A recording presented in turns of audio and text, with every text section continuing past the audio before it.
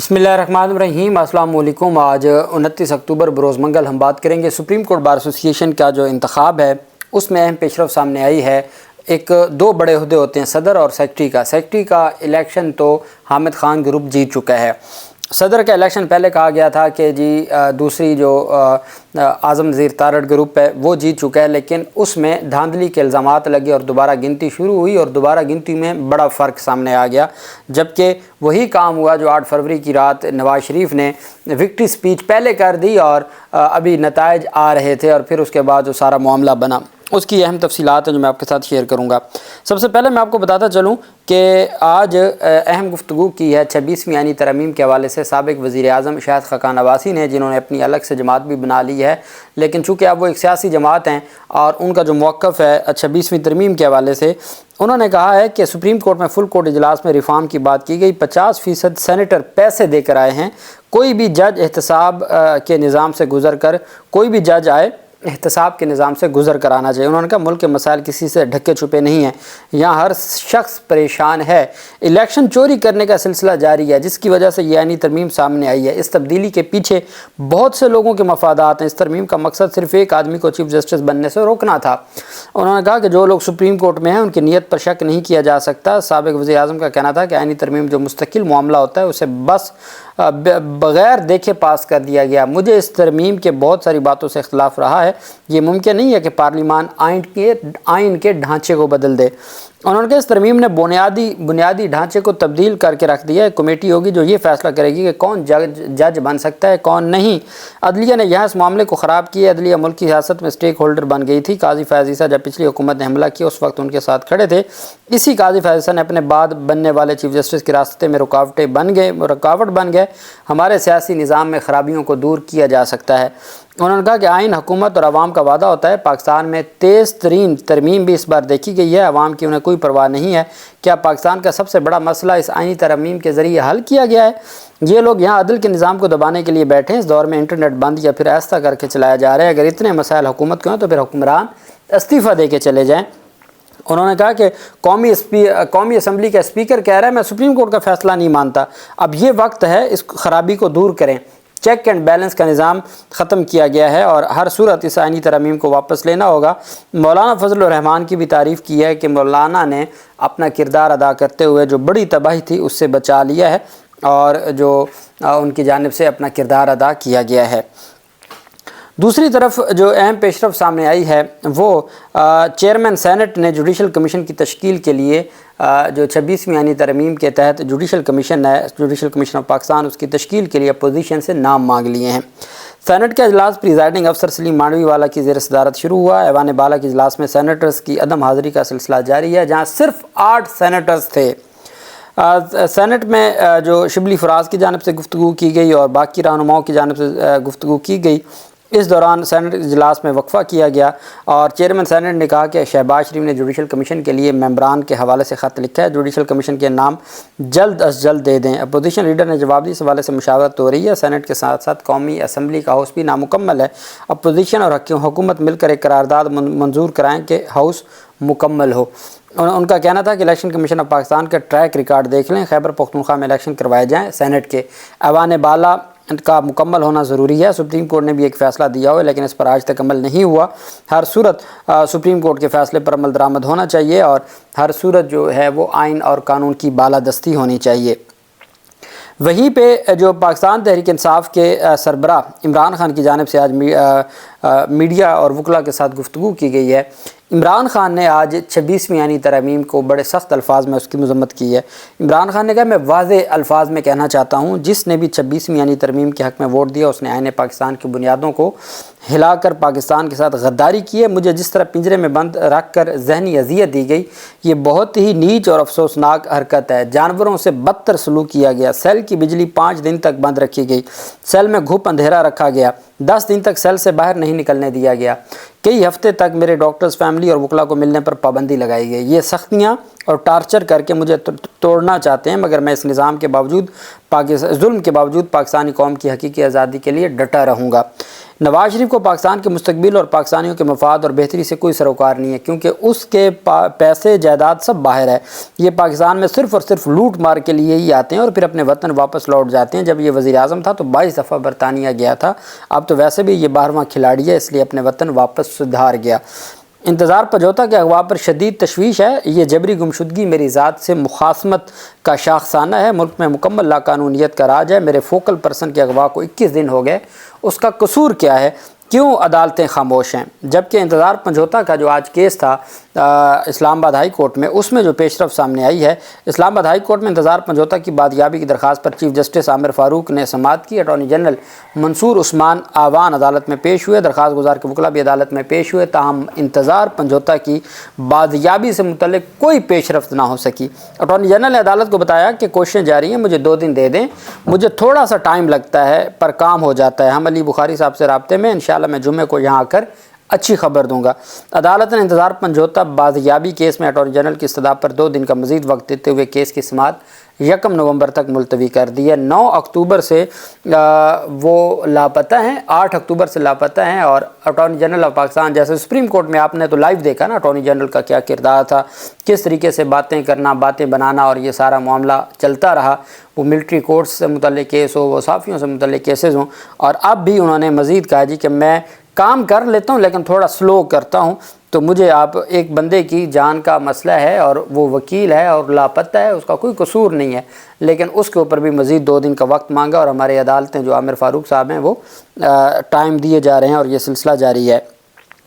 Supreme court bar ایسوسی ایشن کے الیکشن سے پہلے آپ کو میں بتا دوں کہ لاہور ہائی کورٹ میں اہم پیش رفت سامنے آئی ہے۔ نجکاری Lahore high court Rawalpindi bench نے قومی ایئر لائن کی نجکاری کا عمل رکوانے کے لیے دائر درخواست سماعت کے لیے منظور کر لی ہے۔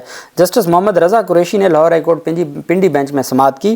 نزاکت حسین ایڈوکیٹ نے دائر درخواست میں موقف اختیار کیا کہ پرائیویٹائزیشن کمیشن 31 اکتوبر کو نجکاری کرنے جا رہی ہے، جبکہ نجکاری کے حوالے سے ابھی تک ویلیویشن بھی نہیں ہوئی، تو فروخت یا نجکاری کیسے ممکن ہے؟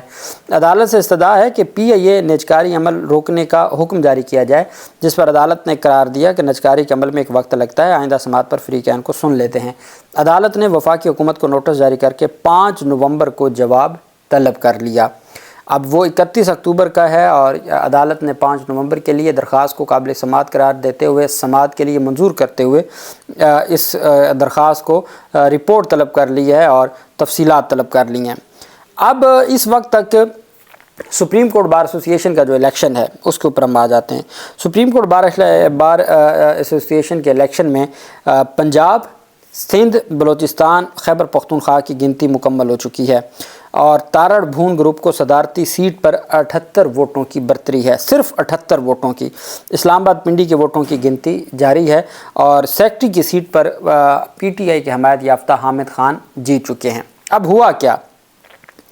لاہور سے آسمہ جہانگیر گروپ کے صدارتی جو امیدوار تھے میاں رؤوف عطا، ان کی کامیابی کے ڈنکے بجا دیے گئے جی کہ اس نے 558 ووٹ لیے ہیں، اور پاکستان تحریک انصاف کے جو تھے انہوں نے 484 ووٹ لیے۔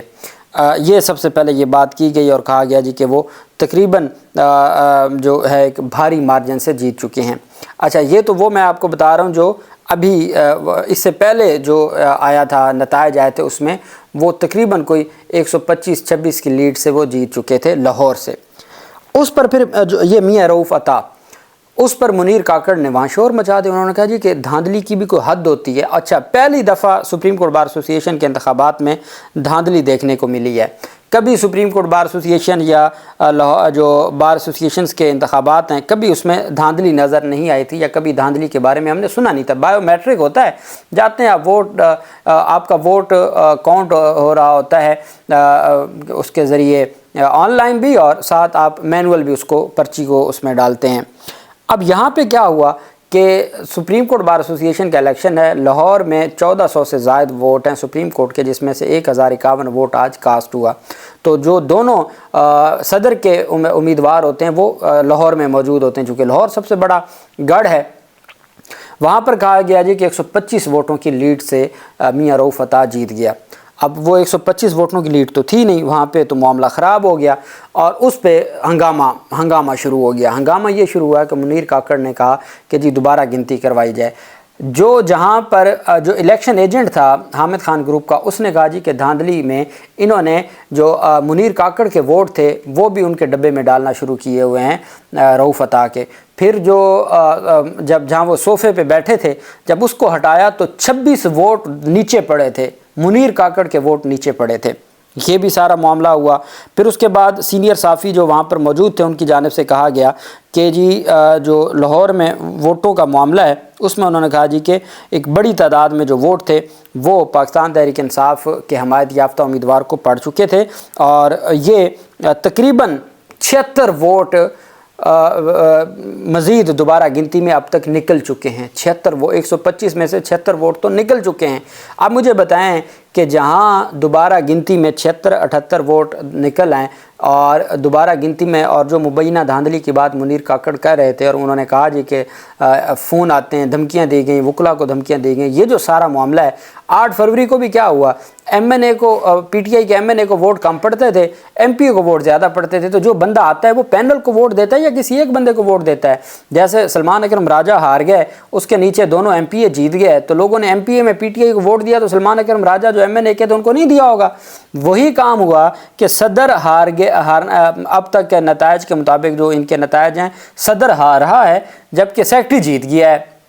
تو یہ کیسے ہو سکتا ہے؟ ووٹ تو پینل کو دیا جاتا ہے، لیکن چونکہ ایک نظام ہے۔ اور پھر اعظم نذیر تارڑ نے باقاعدہ طور پر وکٹری سپیچ کرتے ہوئے وہ تقریباً 2 گھنٹے پہلے، ابھی اس وقت جب بھی میں آپ سے بات کر رہا ہوں ابھی تک 78 ووٹوں کا فرق ہے، ابھی پنڈی اسلام آباد میں گنتی جاری ہے۔ تو مجھے بتائیں کہ جب اتنا مارجن ہے تو ابھی تک یہ سارا معاملہ پینڈنگ ہے، تو اعظم نذیر تارڑ کیسے مبارکباد پیش کر سکتے ہیں؟ اور وہ مبارکبادی کے کیسے؟ اور پھر دھاندلی کے جو الزامات لگے، میں سمجھتا ہوں کہ وہ دھاندلی کے الزامات اپنی حد تک درست ہیں کہ جب آپ کے 26 ووٹ ثابت ہو جائیں کہ 125 کی لیڈ جو ہے وہ 75 پہ یا 71 پہ واپس آ جائے، تو پھر اس سے بڑھ کے اور کیا ہو سکتا ہے؟ اور یہ تو لاہور میں ہوا ہے، باقی جو ہیں جہاں پہ رسائی نہیں تھی، جہاں پہ اس طرح سے ووٹوں کے حوالے سے حامد خان گروپ کی پہنچ نہیں تھی، اس میں کوئی شک نہیں ہے کہ حامد خان کی کوئی کنٹریبیوشن نہیں ہے وکلا تحریکوں میں موجودہ یا وکلا کے معاملات میں۔ لیکن یہ بھی سچ ہے کہ آئینی ترمیم اور ان حالات کی وجہ سے بہت ٹف ٹائم تھا انڈیپینڈنٹ گروپ کو۔ اب پلاٹ بھی تھے، کچھ کہتے ہیں 5 ارب روپے کا بجٹ رکھا گیا، بہت ساری باتیں، پھر دباؤ، ڈراؤ، دھمکاؤ، یہ ساری چیزیں میں اور آپ تو بہتر جانتے ہیں کہ کیا صورتحال تھی۔ اس کے باوجود سیکٹری کی سیٹ جیت چکے ہیں، دوسری گنتی جاری ہے، اور اس میں جو مبینہ دھاندلی کا الزام ہے وہ اتنا اہم ہے کہ جس میں صرف لاہور میں اتنے ووٹوں کا فرق سامنے آیا ہے، تو باقی جگہوں کا کیا حال ہوگا؟ اب دیکھنا یہ ہے کہ اس کے اوپر اب اگر وکلا اپنے انتخابات پہ بھی پہرا نہیں دے سکتے تو پھر چھوڑ دیں بات کہ جی وہ کوئی ملک میں تحریک چلائیں گے، کوئی انقلاب لے کے آئیں گے، کوئی تبدیلی۔ دیکھتے ہیں حامد خان گروپ یہ سارے معاملے کو کیسے لے کے چلتا ہے۔ لیکن سیکٹری کی حد تک بھی یہ ہوتا ہے کہ جب سیکٹری اپنی طرف سے کوئی پٹیشن فائل کرتا ہے، کوئی ڈاکومنٹس دیتا ہے یا کوئی اپنا ان کی جانب سے سٹیٹمنٹ آتی ہے، تو وہ اہمیت کی، چونکہ 2 عہدے ہوتے ہیں صدر اور سیکٹری کا، تو سیکٹری پاکستان تحریک انصاف کے حمایت یافتہ حامد خان گروپ کے جیت چکے ہیں۔ صدر کی بھی جو تفصیل ہوگی میں آپ کے ساتھ شیئر کروں گا۔ اللہ پاک پاکستان کا حامی و ناصر ہو۔ بہت شکریہ۔ اللہ حافظ۔ پاکستان زندہ باد۔